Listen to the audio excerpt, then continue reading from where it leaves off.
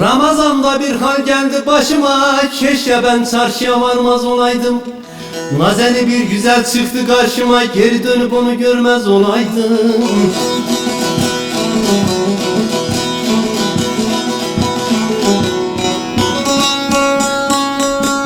O bana baktıkça ben de ona göz ettim, mübareğe o kadar da haz ettim.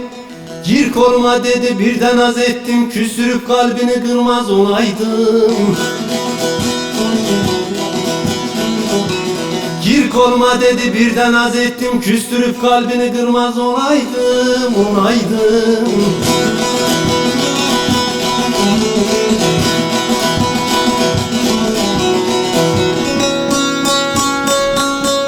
O gittikçe ben de düştüm peşine, ikimiz de çok düşüne düşüne. Yavaş yavaş çıktık mahalle başına, evine tarafta sormaz olaydım.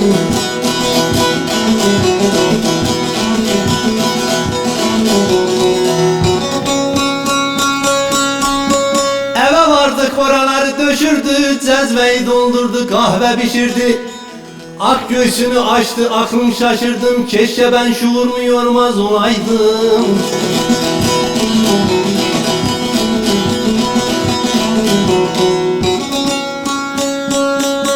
Aşık İlham'ı sözlerim riya, sizlere gizliyse ayan Tanrı'ya.